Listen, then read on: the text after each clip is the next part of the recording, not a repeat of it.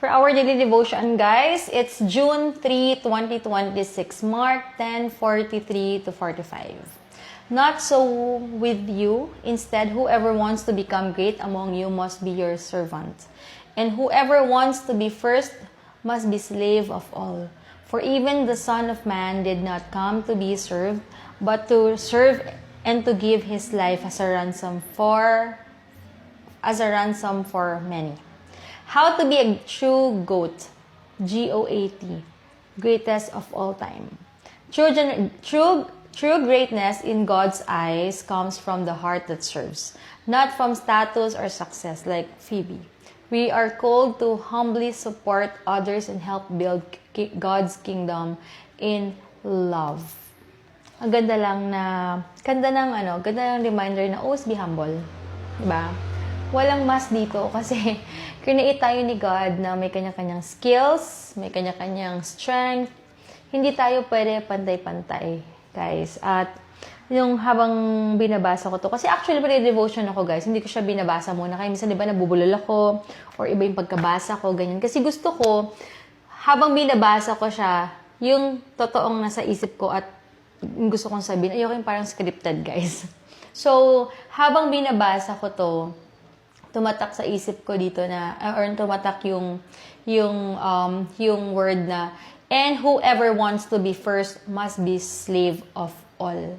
Kasi guys, before ka talaga kasi mag-gain ng wisdom or what, bago ka makapag-share, lahat tayo for sure may pinagdaanan at may pagdadaanan talaga.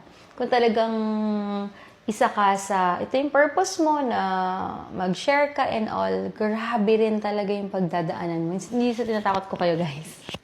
Pero sobrang worth it. Kapag ako nasa challenge ako ng buhay, nasa struggle ako ng buhay ngayon, parang, sige Lord, hindi ko na kaya, ikaw na lang po, surrender ko sa inyo kasi ikaw naman po nakakaalam kung anong plano nyo sa akin. Kung ano ba talaga ako or ano ba talaga yung plano nyo, anong gusto nyong gawin ko, Lord, saan ako nagkamali, ano pong gusto nyong matutunan ko dito. Ganun ako, guys, eh.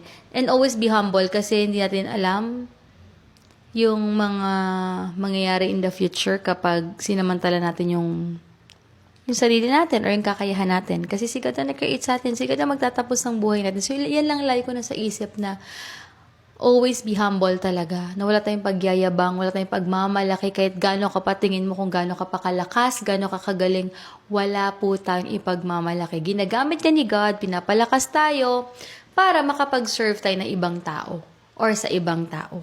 Magamit natin siya to serve din yung ibang tao para mas mapalapit kay God. Hindi pang sarili lang natin. Bonus na lang talaga yung nakakapag-extracurricular activities tayo dito. Alam mo yun, bonus na extra nakakapag-travel, meron tayo, comfortable tayo. Pero ang main goal talaga is i-serve natin yung isa't isa. Na pantay-pantay, na humble tayo at idali natin sila kay God. Na mas maging better yung relationship nila kay God. So, yun lang guys, and have a blessed day and God bless po.